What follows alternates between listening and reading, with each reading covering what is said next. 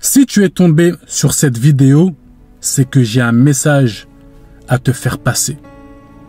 La question que je vais traiter dans ce message, c'est pourquoi Dieu permet et pourquoi Dieu t'amène dans la solitude. Vous savez, dans ce monde, les gens n'aiment pas la solitude. Les gens n'aiment pas être seuls. Les gens n'aiment pas être dans leur coin. Pourquoi? Parce que nous cherchons à chaque fois à être accompagnés. Les gens cherchent à chaque fois à être en couple. Ils cherchent toujours à être accompagnés. Ils cherchent toujours à avoir des amis.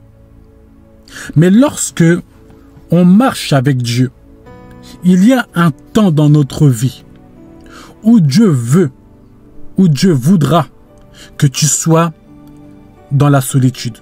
Mais je vais t'expliquer pourquoi le Seigneur veut que tu sois dans une période de ta vie dans la solitude.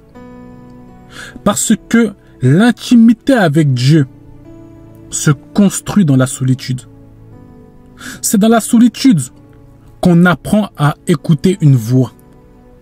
Lorsque tu es accompagné de plusieurs personnes, tu es entouré de plusieurs voix. Tu ne sais pas quelle voix écouter, quelle voix suivre. Mais lorsque tu es dans la solitude, Dieu t'apprend à obéir à sa voix et surtout Dieu t'apprend à reconnaître sa voix. Ce qui fait que lorsque tu seras parmi les autres, quand Dieu te parlera, même si tu es entouré de plusieurs personnes, tu arriveras à discerner la voix de Dieu. Pourquoi? Parce que tu as vécu la solitude. C'est dans la solitude qu'on reçoit les secrets. Vous savez, quelqu'un donne ses secrets non pas en public, mais dans le secret. Lorsque Dieu t'amène dans la solitude, c'est parce que Dieu veut t'enseigner des choses. Lorsque Dieu t'amène dans la solitude, c'est que Dieu veut te dire certaines choses qui te concernent. Vous savez, c'est dans le secret qu'on reçoit les grandes révélations de notre vie. C'est dans le secret, dans la solitude, qu'on reçoit les grosses promesses de Dieu. Vous savez, les grosses promesses de Dieu, des grandes destinées, on ne les reçoit pas forcément parmi beaucoup de gens. Souvent, on le reçoit dans la solitude. Pour ma part, c'est dans la solitude. C'est lorsque j'étais seul avec Dieu que j'ai reçu mes plus grandes promesses.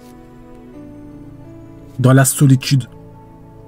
C'est dans la solitude que le Seigneur m'a dit que tu vas amener et que tu amèneras tous tes frères au Seigneur. C'est dans la solitude. C'est lorsque j'étais seul dans ma chambre avec le Seigneur. Et le Seigneur m'a dit ces choses. Tu vas amener tous tes frères et sœurs dans le Seigneur. Aujourd'hui, à l'heure que je vous parle, mes frères et sœurs sont tous dans le Seigneur. Ils sont tous dans le Seigneur. C'est dans la solitude que le Seigneur guérit nos cœurs. C'est dans la solitude que Dieu nous donne des grandes stratégies. Donc lorsque le Seigneur te ramène dans la solitude, c'est parce que le Seigneur veut te bâtir. Vous savez, lorsque nous avons un produit luxueux et que vous le retrouvez dans un musée, le produit n'a pas été fait dans le musée. Le produit a été construit, il a été façonné, il a été embelli dans le secret. Dans le secret, il était brut, il était peut-être moche, mais c'est dans le secret qu'on teste sa valeur. C'est dans le secret qu'on met la peinture. C'est dans le secret qu'on met des paillettes. Et lorsqu'on le présente au public, les gens payent des tickets. Les gens payent des sommes pour aller voir cet objet. Pour avoir cet objet luxueux dans un musée. Mais où a été préparé cet objet? Cet objet a été préparé dans la solitude, dans le secret. Cela veut dire que lorsque l'objet a été préparé, il n'y avait personne.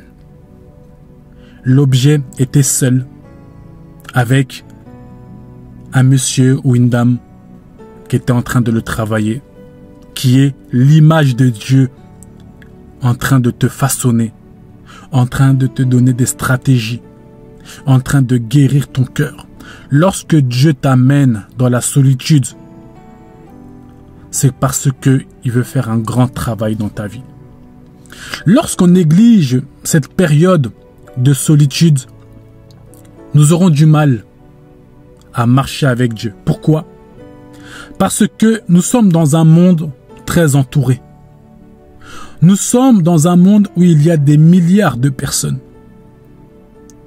Des voix, tu entends tous les jours. Des avis, tu entends tous les jours. Des gens qui donnent leur point de vue, tu entends tous les jours. Des gens qui parlent, tu entends tous les jours. Des personnes qui disent des choses et des choses et des choses, tu entends tous les jours. Ce qui fait que tu peux être influencé par toutes les voix que tu entends. Par toutes ces choses que tu vois sur TikTok. Par toutes ces choses que tu vois sur les réseaux sociaux. Mais si tu étais, et si tu es une personne qui a vécu la solitude avec Dieu, tu reconnaîtras premièrement la voix de Dieu parmi toutes ces voix, mais tu auras une relation bâtie et solide avec celui que tu vis dans la solitude. Lorsqu'on est fort dans la solitude, on sera fort publiquement. Celui qui est fort dans la solitude, celui qui arrive à vivre dans la solitude avec Dieu, arrivera à vivre publiquement avec les autres. Et si tu es fort dans le secret, tu seras fort en public. Celui qui est fort en public, c'est celui qui est fort dans le secret.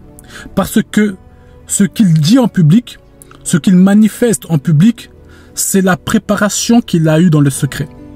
Donc sa force vient du secret, sa force ne vient pas du public. Lorsque vous voyez le président tenir un discours en public, c'est parce qu'il a préparé ce discours dans le secret. Donc sa force, c'était dans le secret. C'est dans le secret qu'il a préparé son discours, c'est dans le secret qu'il a revu les fautes, qu'il a revu les notes, et c'est en public qu'il a dit toutes ces choses. Donc en soi, sa force, c'était dans la solitude, quand il n'y avait personne qui le voyait. C'est là qu'il a préparé les choses. Si tu veux être une personne qui est forte publiquement, tu dois être une personne de la solitude. Et lorsque je parle de la solitude, je parle d'une personne qui arrive à se retrouver avec Dieu. Regardez Jésus.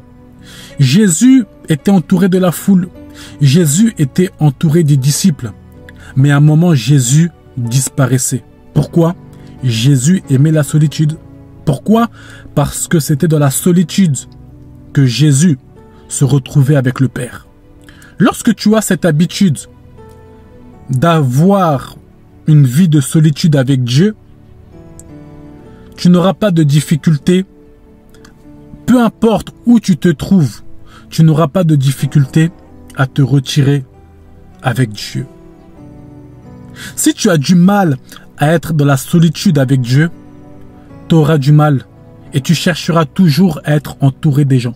Même lorsque tu voudras prier, tu voudras à tout prix que quelqu'un soit avec toi. Tu voudras à tout prix que quelqu'un t'accompagne pendant ton temps de prière.